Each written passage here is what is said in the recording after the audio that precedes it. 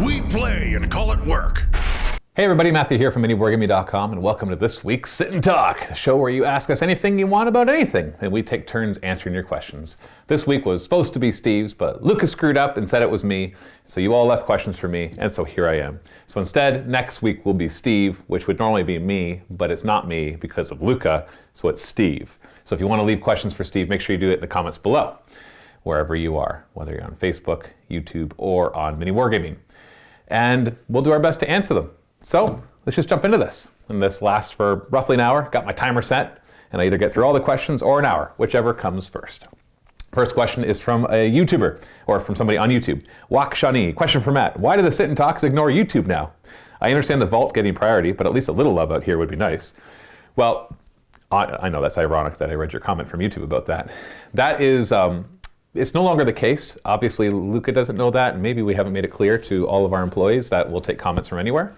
It's a relic from our old website because we would get so many sit and talk questions that we couldn't possibly answer them all. And so I programmed a little thing behind the scenes that nobody else saw, except for us, that would take all the questions from the sit and talk and it would randomize them so that you wouldn't have to worry if you were the first person to post or the last person to post. It would be in a random order.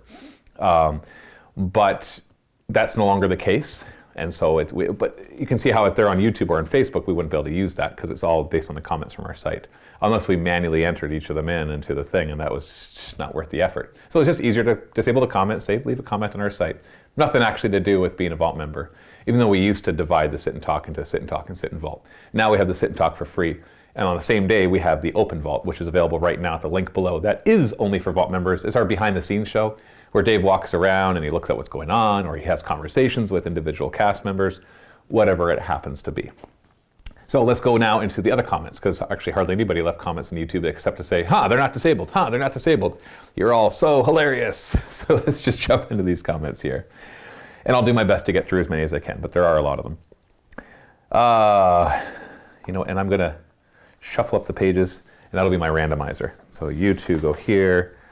I gotta make sure I don't break up any comments though. So, all right, so we got 3 pages, or 3 sections, and shuffled. Look at that. That's my grand shuffling. So if anybody put a comment and then another comment that needed context on the first one, I'm sorry. We got Gwarsh41, or maybe it's G-Warsh or GW Arsh, not quite sure. Matthew, I may have missed it, but was there an announcement explaining why guests are no longer invited into play? Currently, I completely understand COVID reasons. We never actually fully announced when we stopped having guests come in. It was not actually COVID related. This was before COVID. It was because we were trying to get organized for all the events and everything here. And we were finding that it was impossible to kind of stay on top of things with the random schedule we had with guests coming in. We've loved having guests come in over all the years, and we do plan on being able to have guests one day again. Probably not the same way we used to though. We used to basically say, every battle report had to be filmed between a content producer and a guest. That saves us money. The problem with that is then you're at the mercy's not the right word, but you're at the whim, also not the right word. Okay, I'll just say mercy. You're at the mercy of the schedule of the guest. So for example, if 3 people contact you, all hey, we're a group of 3, we play 40K, we'd love to come in. We're coming all the way from Florida, so we don't want to just play for one day because obviously that's a long way to come and we're just coming for you guys, and we actually get that a lot. So we'd love to play all week long and then fly home. But 5 days later, that's 15 40K battle reports that we filmed. And we're only releasing, even at that time, we were releasing 4 every week, 2 for free, 2 in the vaults. That's almost a month's worth of 40K. In the meantime, we weren't able to film anything else, like our narrative campaigns. Trying to schedule narrative campaigns, which was always me or Dave with another cast member or content producer, whatever you want to call it, not guest, was difficult because while you get the 3 people for a week, what you'd really get is 1 person coming for these 2 days, and then 2 people coming for this day, and then 3 people coming from this day. So trying to find a consistent schedule where we could film our narrative campaigns was really hard. So what we'll probably do when we resume is have special bookings for guests. It'll be events. It'll be event specific, where we can block off time and say, this is when we'll be filming with guests and we'll be doing these different kinds of things. It probably won't just be now all of our battle reports go back to being staff member or producer versus guest. There's also the consistency too of quality. Guests are great, they're wonderful, but it's kind of all over the place for competitive level and the knowledge of the game level. And so it was hard to kind of have a consistent brand with what our battle reports were. Because, for example, some people still think we get tons of rules wrong. And I don't think that's the case. I think we get some rules wrong, and I think that everybody gets rules wrong. But the real hard thing is with all the different guests coming in, we found that a lot of guests were the type of player who were just like they're into the hobby, but they're never like, there was rarely a guest would come in as a tournament player. They weren't coming in to be like, I got to see if I can beat Matt. I know my battle reports were called Beat Matt Bat Reps, but most people were so awesome and laid back and just having some fun. And usually it was more about their cool thematic army that they spent time painting, but they don't actually get a lot of games in because, they're busy with work or family, or maybe they don't have a local gaming club. And so a lot of the people that were willing to spend the time to fly in didn't already get that itch scratched of being able to play on a regular basis. And they weren't usually coming in with a win-at-all-costs attitude. And so the hard thing about that is often they wouldn't know all the details about their army, or maybe they get rules wrong, but more often they would just kind of not play at with all the knowledge of what their army could do. And so commenters would often not like that. And there was always negative feedback in that sense. And so it's hard. It's like they're way more casual. And I know that MiniWarGaming is more about casual, even though, fighting producer versus producer or battling producer versus producer definitely brings out a bit more of the competitive side of us because we get to know each other and start to play up to that level as well. And it can become difficult to dial it back. But it was just hard to be consistent with our scheduling and with the quality of the battle report in what we were trying to achieve. And so it was all over the place. And so that was why we kind of stepped back. We're like, okay, we're getting into all this event stuff, so let's figure out what we're going to do. But for the next little while, let's see what happens if we just stop having guests come in for a bit, because it's making things too hard to figure out in a whole. And then COVID hit, and it was like, oh wow, I'm kind of glad that we did that early, because that means that nobody was booked that had to cancel, and they didn't have to worry about plane tickets. But I can say once the pandemic is over, or once the lockdowns are over and we're allowed to have people here safely, that we'll start to reevaluate what that'll look like. But I'm guaranteeing you it won't go back to the, just tell us when you want to come, and we'll just fit you in. It'll become much more organized, which I always avoided before, because we really, really, really needed guests to come in order to get all our battle reports done, because it would just be me and Dave filming, or maybe one extra content producer. So if it's just the three of us filming against each other, not only was the cost up, but your variety was really low. I feel like we can hit a lot more variety now. We've got 5 full-time content producers. Cullen sometimes jumps into the mix as well, and we get some variety there. We've got 1 or 2 local people, like Scary comes in every once in a while to play against Dave, and they put their masks on because they're not inside the same bubble, and they play together and they do campaigns and stuff. So that's really nice. So I think we're able to get enough of a variety right now, more than we ever could before. So that's the story. Hopefully it hasn't come across the wrong way. I can't thank enough all the guests who have come in over the years. Like, you have allowed us to build MiniWarGaming because we were able to keep the costs down, because we couldn't afford. It was not just a matter of let's save some money so I can make more money. It was actually we can't afford more content producers at that time. Now we can. So, which is kind of nice that we can have more content producers to give you guys more variety and all of that too. So yeah, hopefully that answers your question there, Gwarsh. Big Mikey, hey Matt, the Elder Scrolls minis on your desk. Future game coverage or just awesome D&D minis? I think they sent us those minis. I'm pretty sure that the company, I'm drawing a blank, I'm so sorry. The company that makes Fallout minis and Elder Scrolls 1, they sent it to us. We didn't ask for them. They didn't actually even say they were going to send them. And so we don't have any plans to cover them, but I love Elder Scrolls, and so they're sitting there just tempting me. But there's nothing wrong with the company sending us miniatures. Usually a company will contact us first and say, hey, if we sent this to you, will you cover it? And then we say yes or no, and then they send it based on that. But those ones just kind of showed up. So they're sitting there tempting me, which is maybe what their point was. Also, can't wait for the mega campaign. Sounds amazing. Since last sit and talk before Christmas, hope you and your fam and the MiniWarGaming crew have a good Christmas holidays. Thank you. Thank you. You too. Merry Christmas, everybody. Ogre Rot 5. Hey Matt, I sold off my Gene Stealer Cult's army to a friend, but he did not want the Gene Stealers, 32, or the Patriarch. Not sure why. Going to rebuy the army. What's a good direction to go in for a decent army around 1,000 points? Well, I can tell you why. Gene Stealers, the Patriarch is fine, but the Gene Stealers there's no point bringing them in the Gene Stealer Cult's army right now. And you might think, well, that's only if I want to do tournament. The problem with Gene Stealer Cults is I think I can say with almost absolute certainty that they are the worst army right now. I'm pretty sure I can say that. They are bad. And since Gene Stealers in the Gene Stealer Cult's army are subpar, and they're mostly subpar due to the fact that they don't get access to the cult creeds. If they could get access to the cult creeds, I'd be all in. Gene Stealers all in. Because then you can all of a sudden give them a 4-up invuln instead of 5-up, or they could reroll hits when they charge, or they can give them it's +2 advance and +1 strength, the rusted claw, or I can't remember, the one that's twisted helix, which I think is +1 strength, +2 advance. Like, think of that, +1 strength, +2 advance on Gene Stealers. Amazing. Strength 5, and they can advance and charge already, so it's super awesome. But they're just not good in an army. Patriarch is great. He's great. Even though he doesn't get the cult creed, he's just still a beefcake in himself, and he's a really good support character, and he's got good spells, all that kind of stuff. So you're going to struggle if you play Gene Stealer Cults, unless everybody you're playing against is also playing lower tier armies.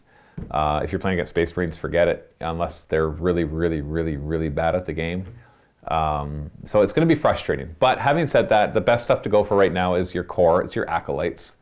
Having lots of acolytes is good. Patriarchs are good. The Primus is fine. The Banner Bearer, the Acolyte Icon Ward is a good bring. There's apparently a couple lists that are semi-good. Like if you spam a lot of bikes, there's the one stratagem in the Blood of Baal. Make sure you get the Blood of Baal book, because there's a couple stratagems in there that make them slightly better. Just don't bother building a custom creed, because they're all pretty garbage. Ridge Runners apparently are good. I'm building that up right now to try them out, but you need like 6 of them to try out because there's also a stratagem in Blood of Baal to give the heavy mining lasers a little more oomph. So yes, but the core would be acolytes, and like acolytes, just lots of them with rock saws. Not every one of them has to have rock saws in their unit, because the min squad of acolytes is actually super cheap, so they're not a bad objective grabber. If you're playing 9th edition scenarios, then well, you're going to suffer anyways, but you got to focus on spamming lots of troop choices, which is unfortunate. If you're playing more crusade missions and stuff, then you might find some niches where they can operate. Mech Raven, hello Matthew, longtime lurker, rare commenter. Curious on your thought on Tasha's Cauldron, subclasses you like. I've started to use Tasha's, but I can't say that I've read through the whole thing. I've definitely bought it in my D&D Beyond account so that it unlocks all the subclasses, feats, spells, magic items, everything like that. I really like how it's changed that for the different races, you can opt not to take their built-in +2 strength, +1 constitution, or +2 wisdom, +1 dex, and you can switch them out for something else. Because one of my complaints has always been that the races are too pigeonholed to certain classes. Not for any political reason, but just because for a gaming reason. If I want to be a dwarven wizard, it just feels like a waste that I get the extra con's nice, but you know, then you go for the one that's, but I want to be a hill dwarf, or mountain dwarf. The one that gives you +2 strength, +2 con. I want to be a hill dwarf wizard. It's like, well, who cares about the extra strength? What are you going to do with that?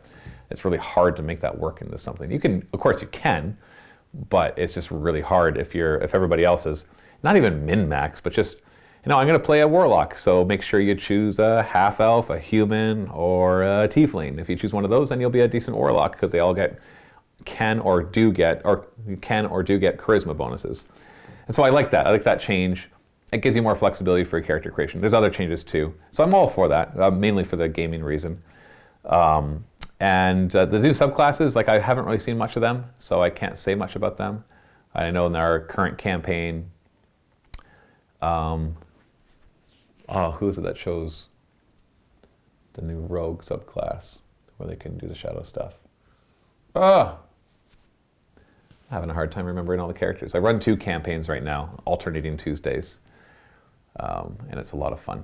But anyway, so I think it's a cool supplement, and but yeah, there's a lot more. I got to read through more of it because it looks like it's got cool stuff. Flavi Thought, hey Matthew, what's your favorite kit bash? What kind of model do you want GW to release next? Kit bash? Well, Orcs, of course, have the most fun. I have to say right now, the stuff that Dave is making, he's doing a World Eaters Orc army. So the Orcs all look like, you know, they're wearing World Eaters army, or they've looted World Eater stuff. And those look really cool. That's always been my favorite kit bashing is Orcs. What do I want GW to release next? I'm always asked this question. I'm never really good at coming up with new stuff. I want a new 40k army, a new Xenos army. Give me even if you just expand on a current one, like take the Kroot and also make them their own army, but like really flesh them out. Or Vespids, or some other army that's just Xenos. Maybe it's part of the Tau community, maybe it's somewhere else. Or just a new, like, I want a Chaos army that is a Chaos cultist army. Something equivalent to the Slaves of Darkness from Age of Sigmar, where they're people. It's not focused around the demons, it's not focused around the Space Marines, it's not focused around that stuff. It's focused around different kinds of cultists. So basically it'd be like a Chaos Imperial Guard army, essentially. But I don't just want it to be Imperial Guard, but Chaosified. Although that would be good for me, good enough for me. I know there's Forge World armies out there that have done that in the past, but they haven't done a really good job of it. Like, because I want it to be a Chaos Imperial Guard army, but not really. I don't want it to be like Chaos Imperial Guard. I want it to be a cultist army. Maybe they can have some Imperial Guard influences. So that's what I want to see for 40k. Specific model-wise, no, I don't have anything in particular because I lack imagination in that department. I'm sorry. Vokenoktum, Vosnoctum? I'm sorry, I don't know how to say your name. I mean, a Plasmancer can solo I think you're replying to something else. I mean, a Plasmancer can also solo a Nightbringer, and he's only power 4, 3 mortals, and movement via Harbinger, shooting his D3 attacks. Leave them out to calculate the odds of it all coming together in a single round. Sorry, I think by randomizing which comments I read, I may have missed some context to yours. Wait, no. Or maybe you're replying to something that Lucas says. Yeah, apparently Nightbringer is ridiculously powerful. But, sorry, I don't know the math on it. I haven't really looked closely at that one. Hello, Matthew. What do you think it would take for Sylvaneth to make an appearance again? I've actually thought of that a couple times recently. I'm currently on a kick of going through different armies. I might hit up to Sylvaneth for a few games. What would it take to make them more interesting? I don't know. I think they're pretty interesting. They're just a little lackluster when it comes to like the power level. And so that's kind of, when you're playing against people who, well, no, they're not. It's not that everybody's bringing really good lists. It's just everybody's bringing competent lists. And so it's hard to want to pull out something like that. And it's also, I'm just not as interested in Sylvaneth as I am in some of the destruction stuff that I've currently been playing. I might try out Seraphon soon and kind of take over that role, because Steve has kind of left them because he's got like 4 other armies on the go that he wants to get into. Dan, 211085. Hey, is that your birthday? Hope not. Matthew, a 2-part question here. Do you think that Shattered Realms is the AOS version of Psychic Awakening? Yes, absolutely. And will herald the 3rd edition of Sigmar next year? Yes. That's not based on any inside information. It's just, it's what it feels like. I know it has only just started and there's not much to go on, but I think it has a similar feeling to both Psychic Awakening and the Blind Portents before 2nd. The next part is, if there is a new version of AOS, what aspects of the game do you think need addressing, and what would you change about the rules? Good question. The elephant in the room is the random turn mechanic, and whether or not you think that's the case, it is definitely the case. There are a lot of people who don't want to play Age of Sigmar because of the random turn mechanic, and there are people who love playing Age of Sigmar who still get frustrated by the random turn mechanic. The random turn mechanic needs to be addressed one of 2 ways. Either it needs to be removed altogether, and so you just have, just like 40k, or you need to give more reasons to want to go second. Now, currently, there are very few reasons to choose to go second beyond the first round. Like the first round, you want to go second because you want to try for the double turn. And because Age of Sigmar is still more of a close combat game than a shooting game, although it's slowly becoming more and more shooting, which is disappointing to me. You want to let your opponent go first so they get closer to you, and then maybe you double turn them. Or if you don't double turn them, at least you don't have to worry about the risk of a double turn. You know who's not going next. Sorry, when you go first or when you go second in the first battle round, that you've gotten to go before your opponent double turns you, that kind of thing, if that makes sense. So you need more stuff. Like there's the one scenario, I can't remember what it's called. There's 6 objectives, and whoever goes second gets to remove objectives. That's close, that's a start, but you need more things like that. For example, have objective score at the end of the battle round, rather than the end of your turn. If it's the end of the battle round, then whoever's going second has a chance to take those objectives away. Have objectives worth more points to whoever goes second. Just have things like that. Like the random turn mechanic can actually be a fantastic mechanic for the game If you make it a hard choice, like, do I want to double turn and really lean into this guy, but then that gives him a significant advantage in the scenario? Or do I say, no, I'd just rather go second? It felt like they were starting to do that with the endless spells.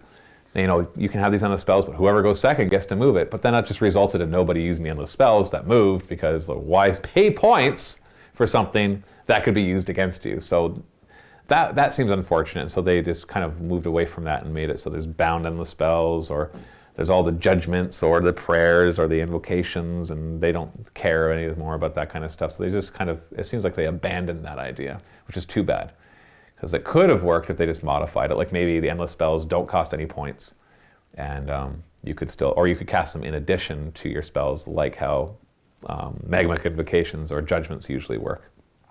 Anyway, that's kind of the big one. Other than that, the rules I think are pretty solid. I like everything about it.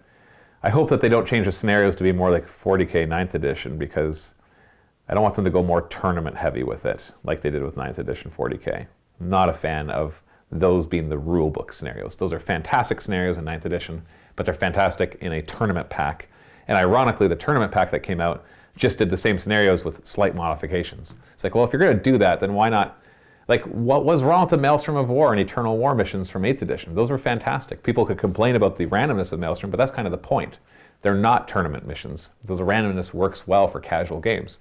And then you come out with a tournament pack that has the hardcore missions. And so I hope that Age of Sigmar doesn't follow the path that 40k did for that. Next part is, if there is a new version of AOS, what else? Oh, wait. What do I change? I love Age of Sigmar has come miles since it first began, with stacking bases, only 4 factions and silly unit rules. I think it's a pretty good game system right now.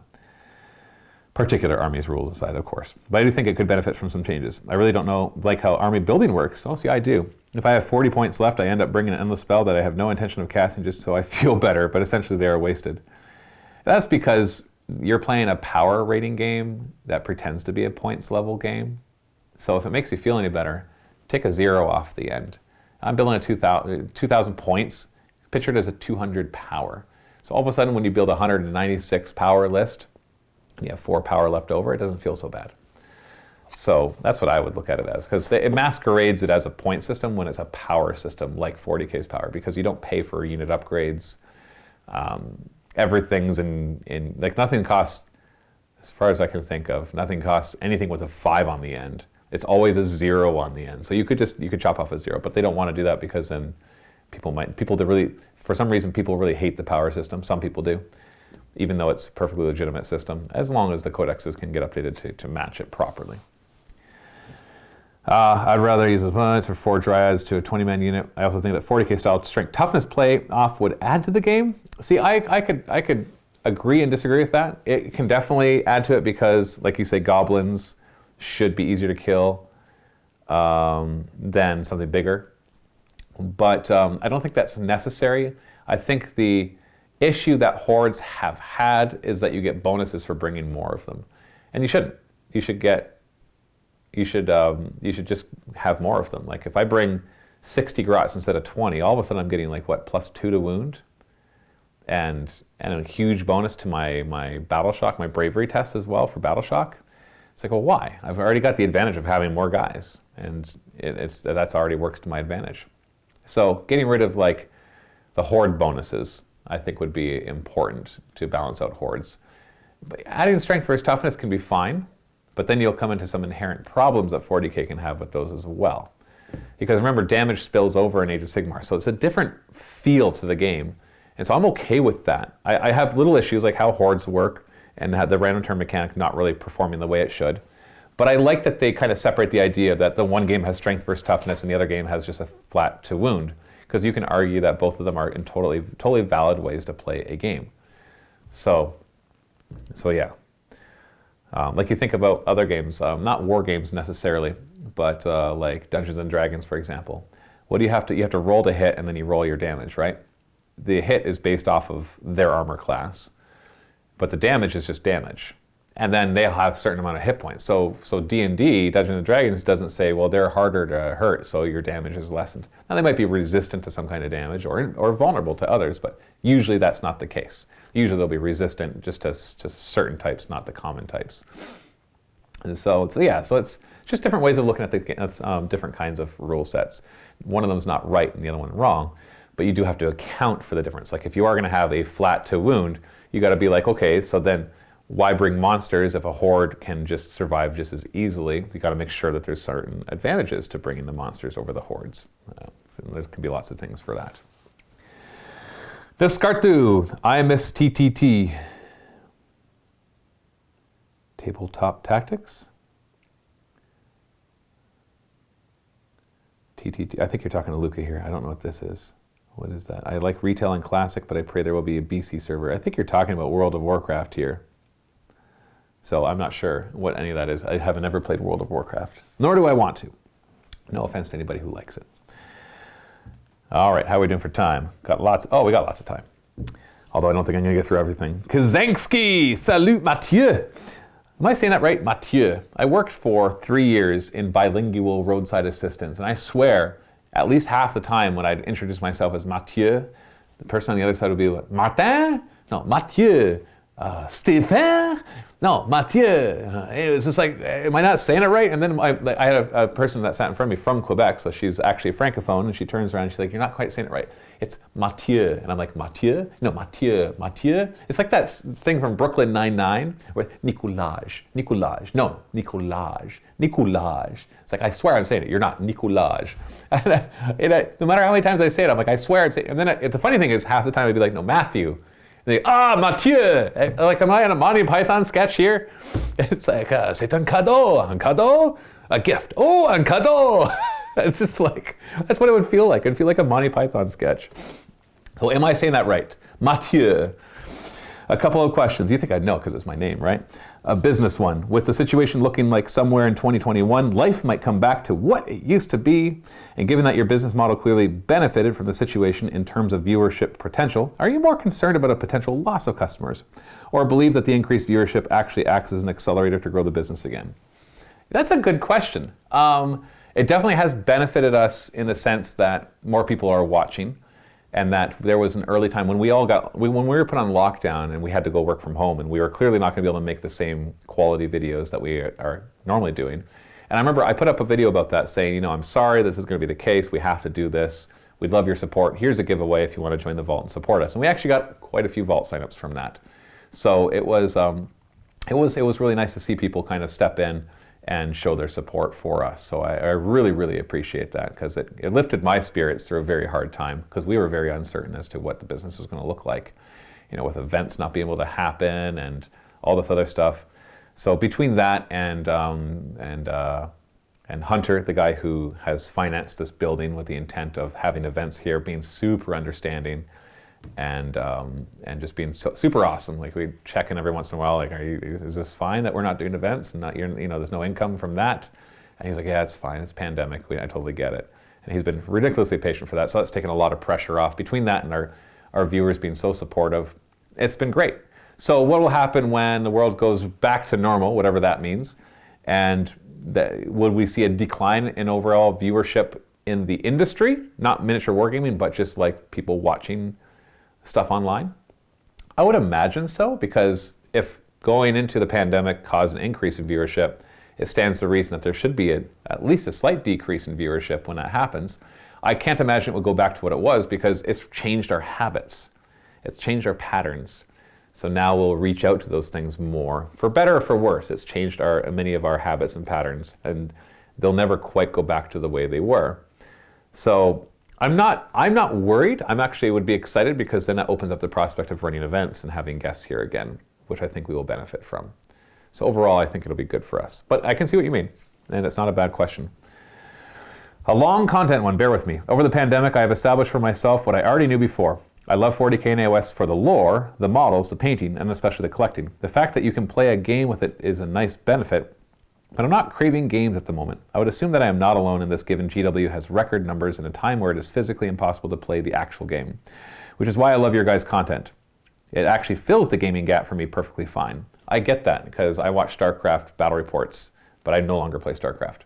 And I enjoy them. And it kind of, I don't need to play StarCraft 2. I just get to enjoy other people playing. And people that are far better than me at playing too. Not that I'm saying we are way better at you guys. because that's definitely not the case, but I'm watching StarCraft 2 like tournament level stuff. So it's very interesting, usually, until they get very samey with the meta. Anyways, now the question, are you planning to and looking into more non-gaming content to foster this type of audience? Examples, lore book reviews, model reviews, lore discussion, historical, in other words, lore battles reenacted with your model collection, etc. I already look forward most to Open Vault and book reviews as they tend to predictably create the most interesting lore discussions. Would be nice to hear your thoughts. That's a good question. Those are actually the hardest videos to make. Unless you're just doing cookie cutter, I'm going to read from Wikipedia or from Lexicanum or from the Warhammer 40k fandom wiki, and then you just, whatever. That's not hard. But I mean like true lore discussions.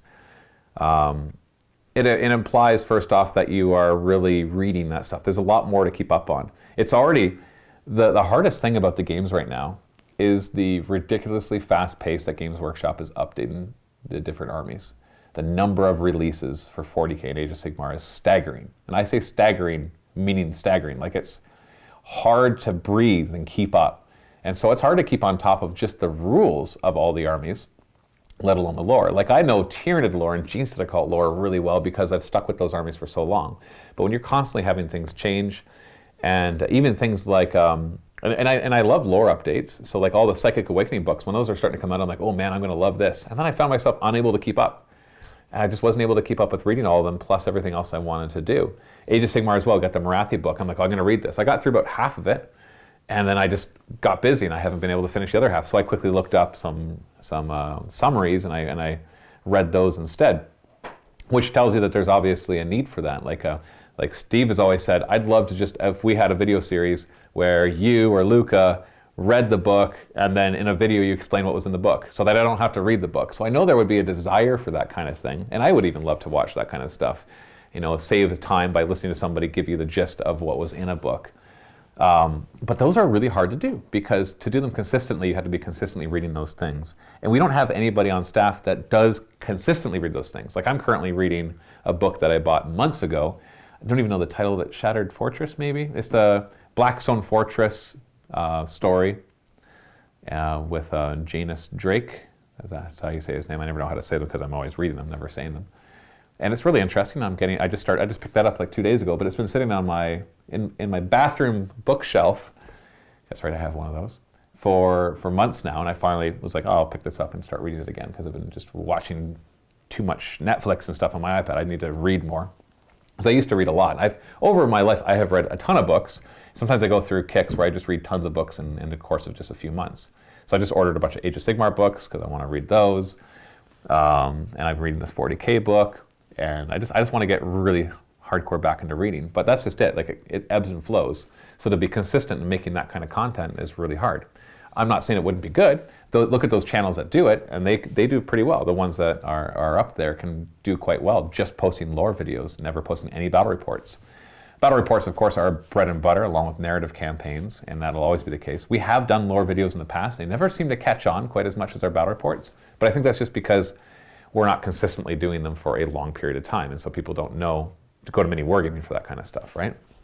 So that's the tough part.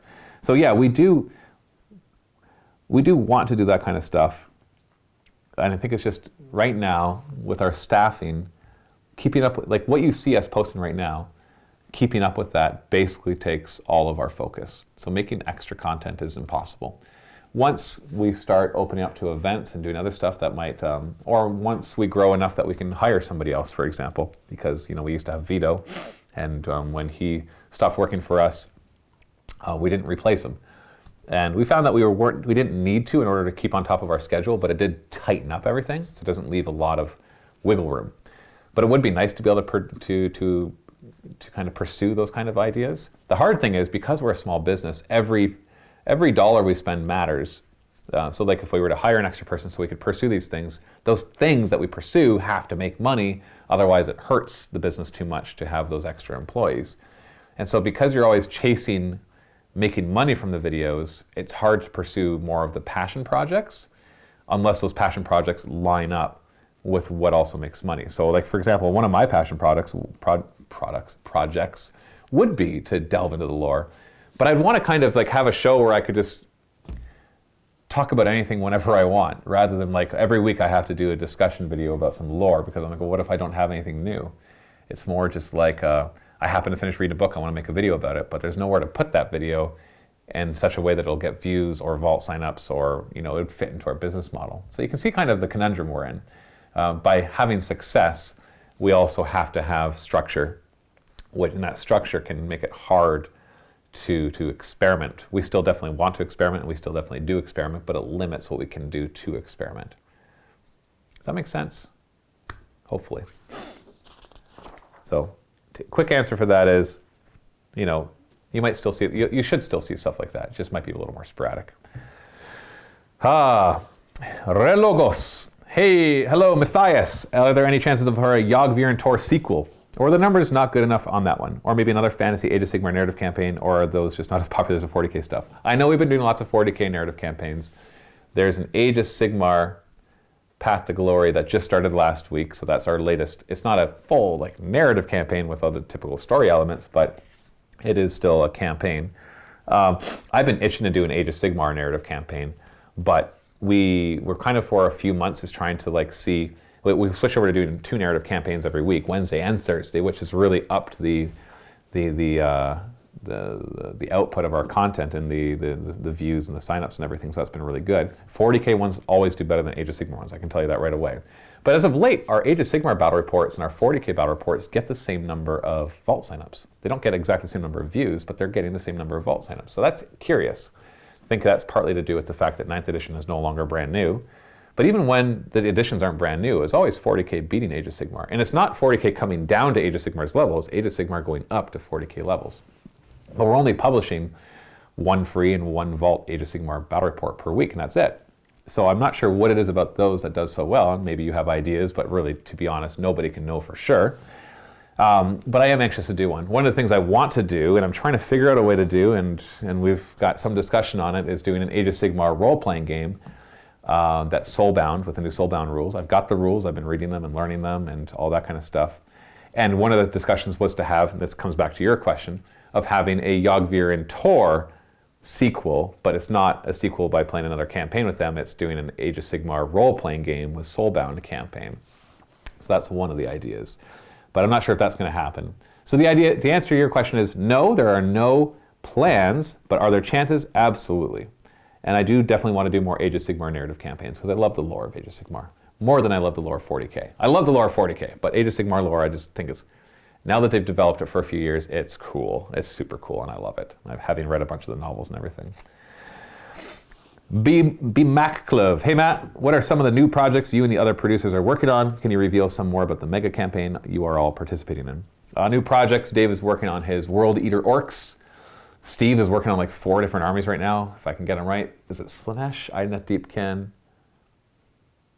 I can't even get them all. You can ask him next week. This mega campaign, essentially, and I can reveal some of it, sure. I'm actually working with a voice actor to do the narrative intros for it. So there's 5 factions. The backdrop of the whole campaign is going to be in a sector where there's Necrons versus Tyranids having a big war, as much as Tyranids go to war. Basically, the Necrons are trying to establish a pariah nexus in this sector, the Colossus sector, I think is what I called it. I have it written down somewhere.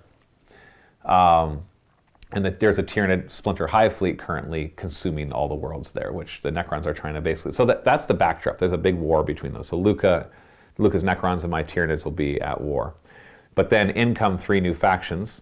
They're not big enough. They're all small war bands. Not big enough to change the course of the war completely, but they can manipulate it, which is really cool. When they're playing games, they can manipulate who does better, Necrons or Tyranids.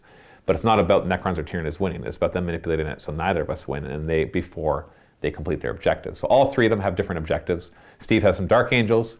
I'm not going to tell you the objectives right now. I'll reveal that in the trailers. That'll be coming out in the new year probably, and which is not a long ways away. If you hear that, you're like, oh, New Year, that's so far away. It's like, no, it's mid-December right now. We're only a few weeks away from the New Year, which is crazy. We have Josh playing Adeptus Custodes, but specifically the Shadow Keepers, which are the Adeptus Custodes who are the wardens of the vaults below Terra that lock up all sorts of eldritch horrors or things from the old age of technology or other relics, the things that are dangerous. that unfortunately have been cracked open because of the warp storms from the Cicatus Maledictus, however you're supposed to say that. The big warp storm throughout the whole galaxy. So now they're out basically chasing down escaped things. So there's something that they're hunting for. And lastly, we have Dave and his World Eater Orcs, which are orcs that are working for a World Eater Corn Lord. And they do that, by the way. They're basically mercenaries and that are hunting down a relic for him.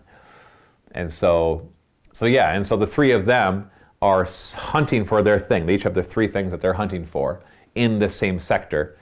But whenever they play games, though, whether directly against the Necrons or Tyranids or not, they can have influence on how the Necrons and Tyranids do. And obviously the Necrons and Tyranids, when they play, also have influence. And it's a race. Who can complete their objective first? And whoever does wins the first leg of the campaign. And then the story will continue in the next leg if the whole thing is popular enough with our viewers to warrant a second season. So the first season is probably going to be 20 games long. It'll probably take up Wednesday and Thursday content for 5 weeks. It'll kind of just get all out there. It'll be sometime in the new year. We'll start filming it in the new year. So you might see it as early as mid to late January. But you should see trailers for it and the narrative intros before that. But yeah, that's what we're currently working on. All right. Oof, I think I'm taking a long time on... Yeah, still got 20 minutes left. Okay. Snaschuk, CS Nachuk, Snachuk, C Snachuk. I don't know. Hey Matt, I have wanted to play Tyranids forever, but I've always held off as a lot of the range kind of sucks in my opinion. As I don't see Games Workshop giving Tyranids an overhaul anytime soon, my thinking is that we need more third-party options. Looking at the Xenos army that gets the most love, the Orcs, and looking at the amount of options those players have outside of GW, it makes sense that they get more attention from GW as they have more options.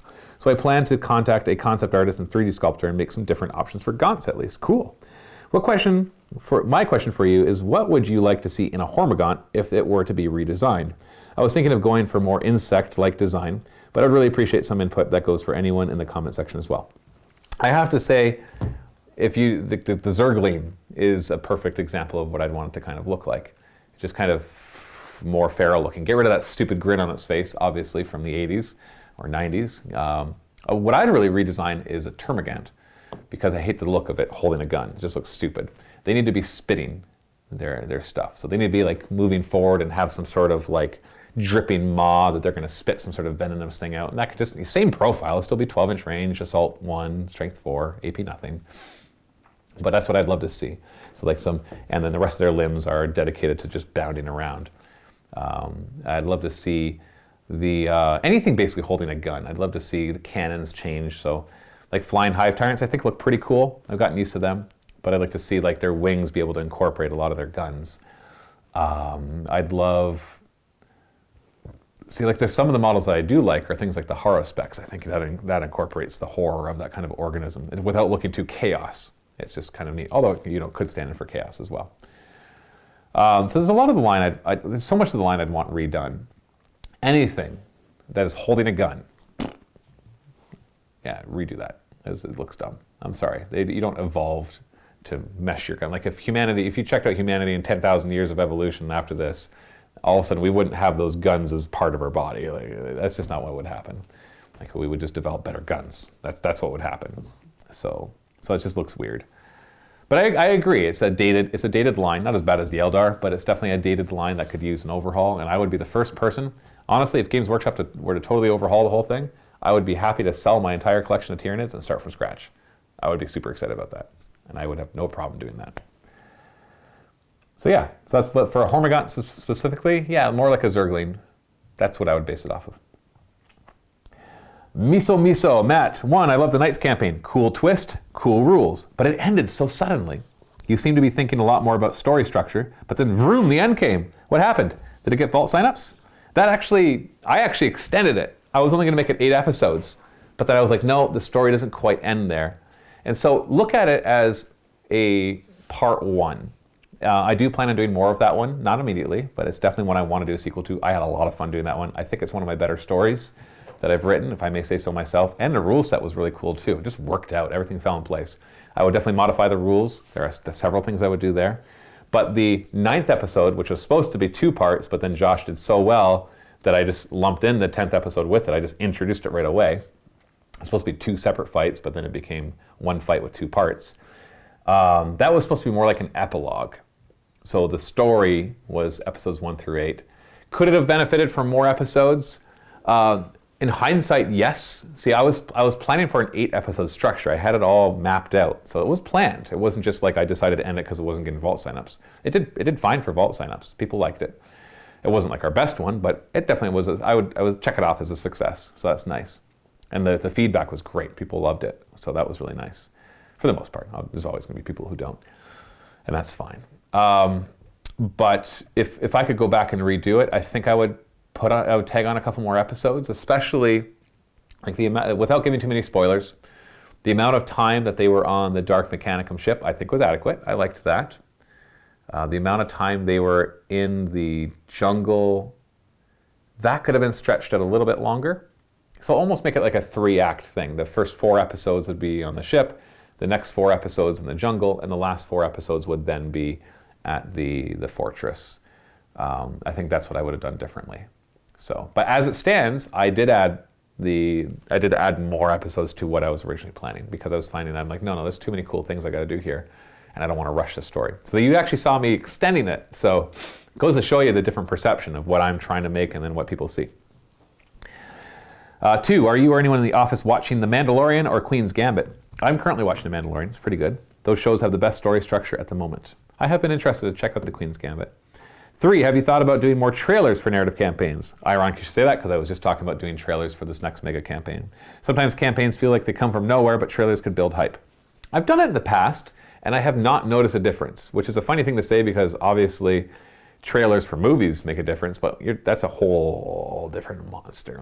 They put almost as much money into their marketing as they do into the building of the thing. But our marketing is building up our YouTube audience, right? So it's like we've gathered all the people together, and it's like, and here's the next piece of content. It's just like kind of laid right in front of them, and they're already there. So it's a different kind of way of, and that's one thing I've had to accept, is that it doesn't follow traditional marketing. It's not like TV shows. It's not like movies, because there's less there's lots of competition, but it's like people come back to MiniWarGaming to watch MiniWarGaming. It's a different way of consuming content when you come on YouTube. It's just so different than going on TV and flipping through channels or scrolling through Netflix to look for something to watch. And so you have to kind of stand out amongst everything else, or have trailers everywhere so they'll pick you. It's like, no, that's not how YouTube works. YouTube has its own algorithm of recommending videos to you. And while trailers can help, I've done it. Like a good example, and once again, this is anecdotal, but I can look at it, the Orc Death Watch campaign. So Lee, who used to work for us and do modeling and stuff, he built these fantastic custom models for our Orc Death Watch. And so what I decided to do, I'm like, I want to really build up to this campaign. And so I'm going to do a series of videos that show him making these and trailers and stuff like that. I did all of that. And then the campaign it was all right. It was moderately successful. I immediately, right after we finished that one, because I was disappointed by that, did a regular Death Watch campaign. Did not announce it, threw it together really quickly, played it, and it got more views and vault signups without any build up whatsoever. That was frustrating, I have to say, because I'm like, it's like what I did before doesn't have any effect. And of course I don't want that. I want to have control. I want to be like, if I can put $10,000 into marketing, I should be able to make $30,000 of profit or something like that. That's just making up numbers here.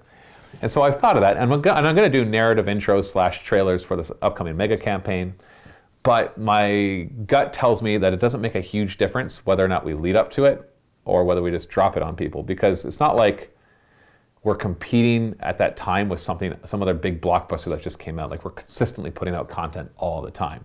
So the release, like Cyberpunk 2077 comes out, it's important that other games don't come out on the same day, because people won't play 5 different games at the same time, typically, like brand new games, that is.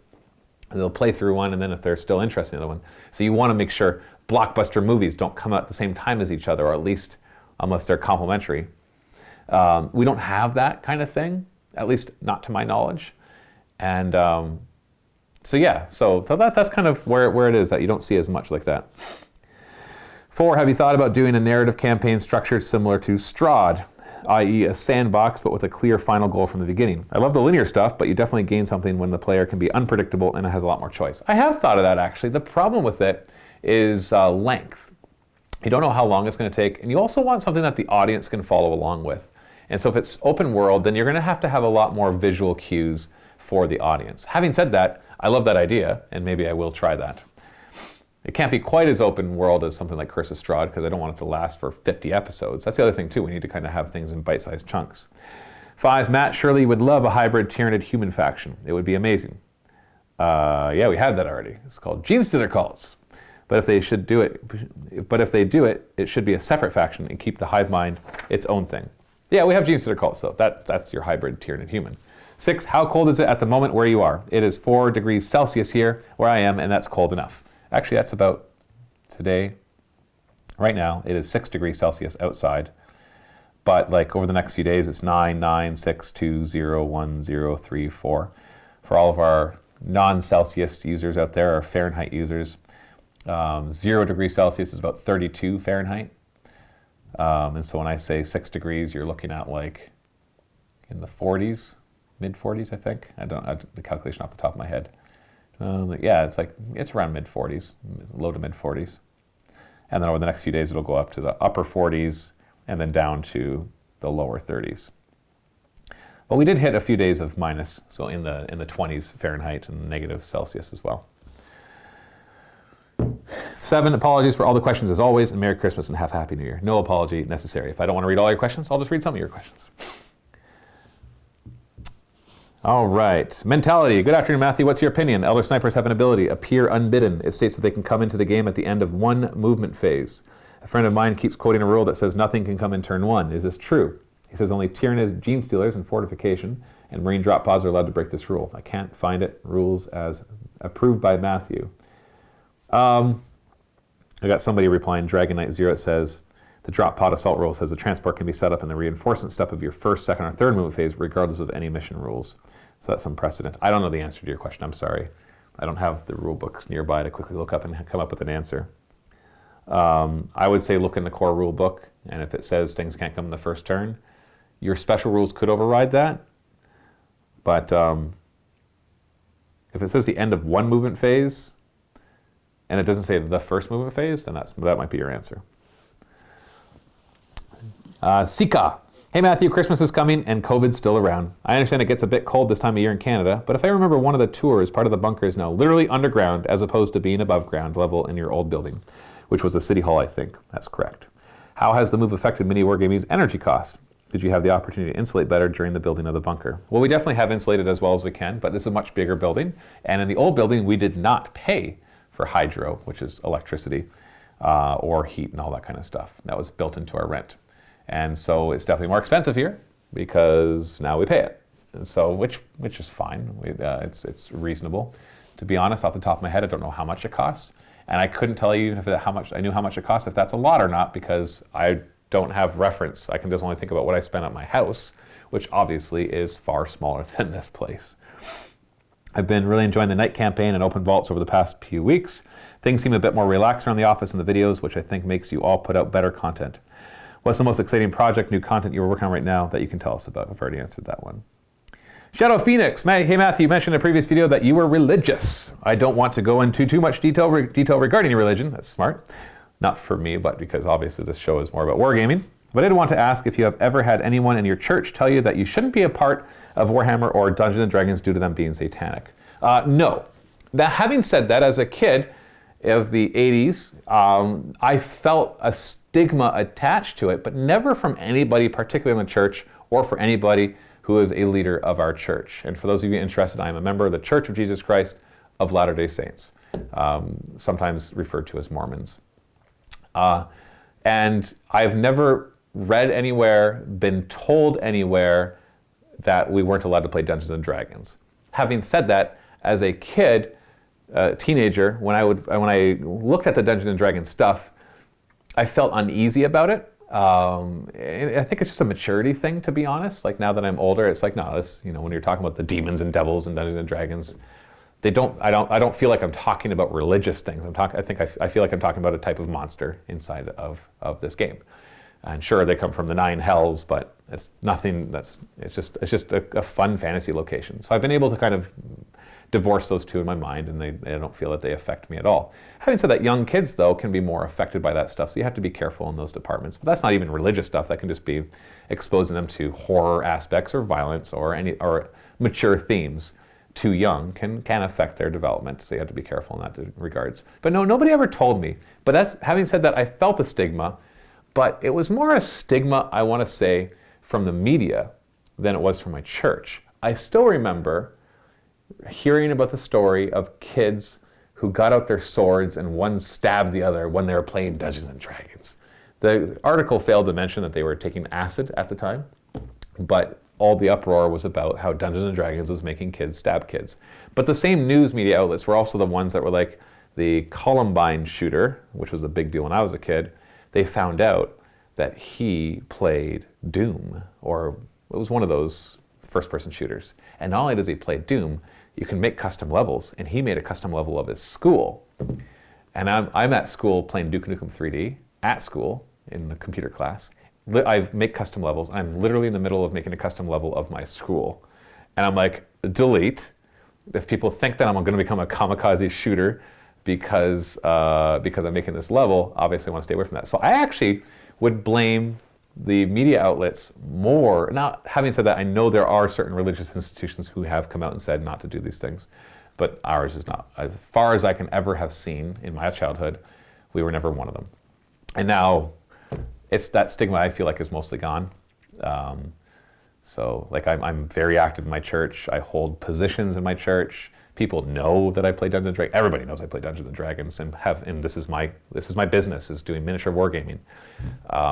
It's been an interesting growth though over my life, because I've had to kind of get used to things. Like when I first got into miniature wargaming, particularly into Warhammer, I never liked the Catholic themes of everything. I just felt it was, they're drawing all these religious things and almost a little sacrilegious. Not that I'm not Catholic or anything, but it's obviously very kind of inspired by that kind of stuff.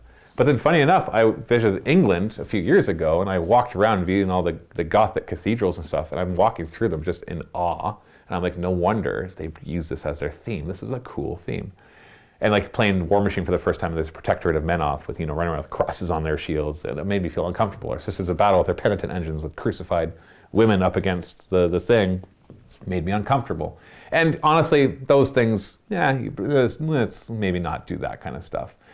But especially because they're called penitent, like it's obviously all that imagery. But I've just kind of gotten used to that as a type of genre. Like you got steampunk, you got cyberpunk, you've got gothic, like dark Gothic, like the Warhammer 40k kind of thing. You get the same kind of stuff in like the Riddick series with the necromongers. And I've come to appreciate those themes as long as they're done right, and things can always be taken to the extreme. There's certain 40k novels I can't read because they get too violent or too grotesque, and I'm not a big fan of that. So, but no, to answer your question, no, I was never really implied as in my church that I couldn't do these things. But, and I did play other role-playing games. I got into Advanced Fighting Fantasy, made by Steve Jackson and Ian Livingstone, the original starters of Games Workshop. And we played that a lot. I made my own custom one, played Battletech, played Mech Warrior, the role-playing game. That's the stuff I kind of played, and I really got into that. Then as an adult, I got into D&D in 4th edition, which of course wasn't the best edition to get into, and then 5th edition has been a blast. Even though there's way better systems out there. I love 5th edition D&D because of its support, the support that it gets, all the books that are out and people who write stuff for it. Feel free to defer this question if you feel it is not appropriate to speak about in the setting. No, that's a good question. It's a good question because it's not just about religion, it's about talking about kind of the stigma that comes with playing miniature war games like this. And so it's honestly, like I said, the biggest stigma I feel didn't even come from church, it came from news outlets. Who were trying to demonize things like computer games and role-playing games like this. So, that one got a little deep. Let's do a couple others. Thomps 4991. Hi Matt, question 1. Which historical World War II tank is your favorite? I don't know. I am not a history buff. So The one with the tracks with the gun in the front, I honestly don't know any of their names or their functions. Question 2. In narrative campaigns, what about if you have a different race to come and aid or hinder in missions? To just try and draw the people who only watch for certain factions. So Eldar appear to work on their agenda, or like a spore pod arrives and drops loads of nids into the battle. I love the work you guys do, and hopefully when I get my new house costs under control, I can be a Silver Vault member again. Totally understand that. It just depends on the story. Honestly, I write the stories. Sometimes I'll have multiple factions. Like Deathwatch campaigns typically have more factions involved. But if it makes sense, I'll do it. I like to not be stuck in any, like I want to tell a story. And if the story does that, then I'll do that. That's really what it comes down to. Rich One. Hi Matt, hope you and your family are doing well. We are, thank you. As we are nearing year's end, could you please give us a brief outlook what MiniWarGaming is planning for the first half of 2021? I understand that planning during a pandemic is not easy, but I'm still curious to get a preview. I've already talked about that a bit. It's just more of the same with, like the mega campaign and stuff like that. So we have some giveaways coming up, getting rid of some models, and so we'll talk about that soon. Mylin at Matthew, is math something that humans created or something we discovered? Is looking at reality mathematically an accurate representation of how things work? Ooh, that is impossible to answer, but I'll give you my take. I think mathematics is inherent to the universe. However, the mathematical systems that we come up with are definitely human created. For example, the numbers 1, 2, 3, 4, 5, 6, 7, 8, 9, 10, that obviously is created, not just the names of it, but concepts. Like negative numbers are an interesting concept because negative numbers can't exist. They as a rule, they don't exist. They are, give me an example of something that's negative and I can tell you why it's not actually negative. Like you might be like, well, -1 degree for temperature. It's like, well, that's just because you arbitrarily chose 0 to be this part. If you actually look at the Kelvin scale where 0 is absolute 0, then you can never have a negative temperature. Give me another example. You have a -$50 balance in your credit card. Well, that just means you owe positive $50. So it's positive to somebody else. So to somebody else, they have somebody who owes them $50. Like I can go on and on. Like you obviously can't have you can't have anything be negative. You might think, well, wait a second, but what about like protons and electrons? One is negatively charged, the other one is positively charged. It's like, well, how do you know? How do you know it's not the electron that's positively charged and the proton that's negatively charged? Everything still works mathematically if you invert them, hence antimatter. But we're just defining these things as being opposite to each other. Because when you put them together, then, or if you look at a field, in the field equations, some of them go up and some of them go down, but that's just positive in a different direction. And so like that, those kind of constructs, imaginary numbers are another construct, but they're useful constructs. But the concept of math in the universe, I think the fact that we've lined up so many things with math and that we're able to predict things that we've never observed, and then we observe them and they match our predictions, I think that proves that mathematics is not, we're not just creating some sort of idea that happens to fit with reality, but that reality happens to fit within these laws that can be expressed through mathematics. That's the difference right there. So mathematics as an idea exists naturally, we discover it. The systems we create to describe things, that is a construct in order for us to be able to write our equations and make sense of it all. That makes sense? Like what does one phone mean? Like this is a collection of a lot of things, right? But we call it one phone. One has no significance really.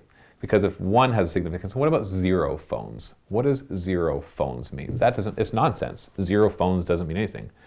It means that there are, but I could say there are no phones in this room, so there are 0 phones in this room, and you would know what I mean. But it has no actual meaning because there's also 0 of lots of other things. There's almost an infinite number of things that are not in this room. So it doesn't make much sense to define what is not in this room. You define what is in this room. So even the number 0 has no real significance in anything, and yet it is inherently necessary in our mathematics system.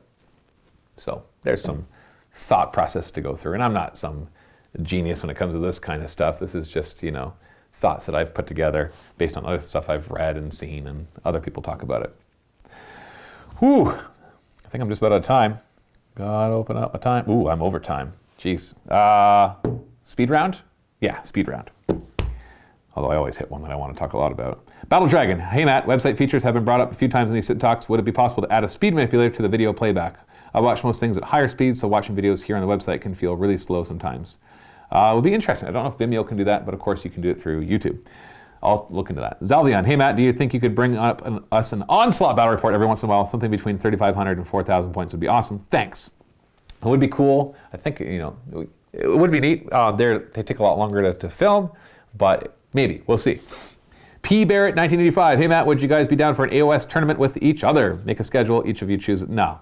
Not interested in doing a tournament amongst ourselves. We already kind of get too competitive, and we're always looking for ways to dial it back. So tournament would just do the opposite problem.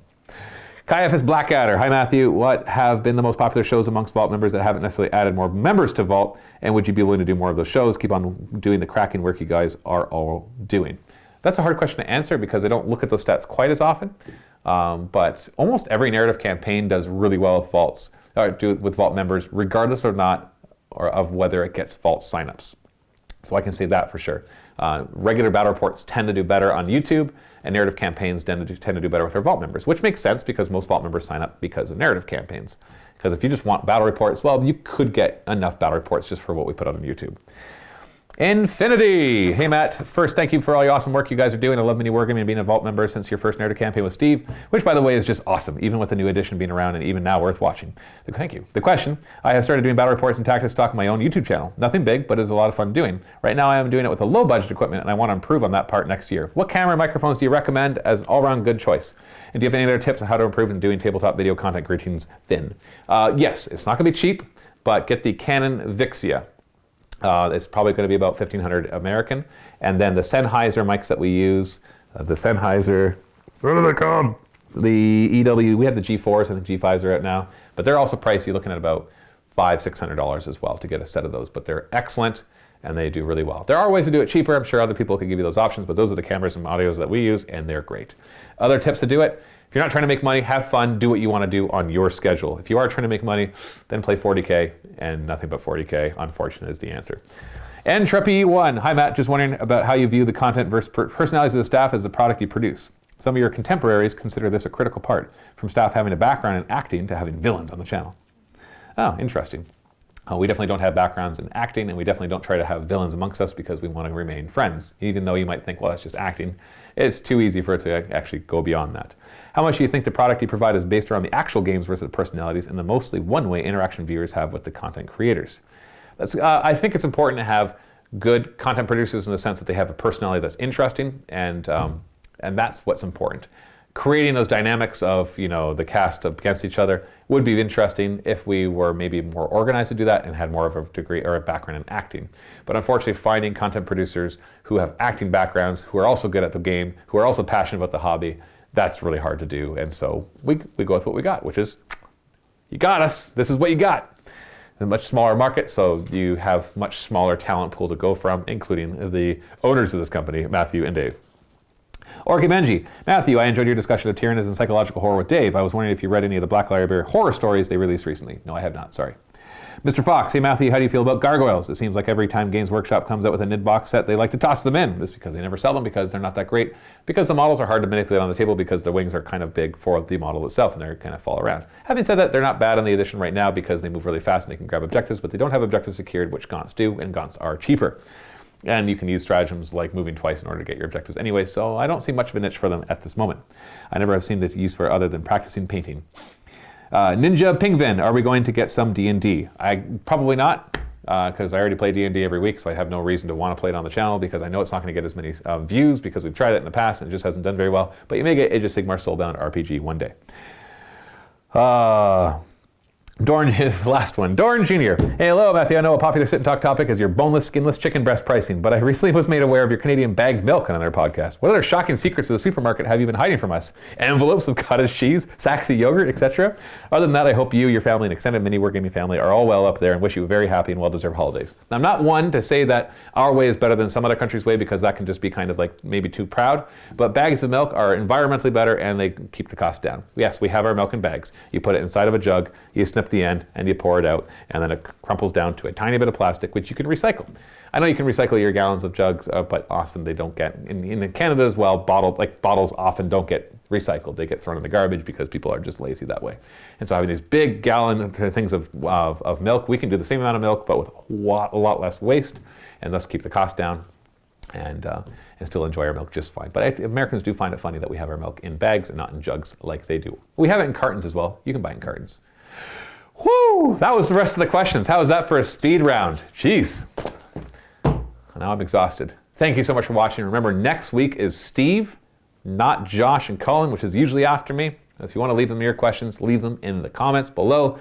Make sure to go watch our open vault, which is available now to our vault members in the link below. Thank you so much for watching. Happy wargaming.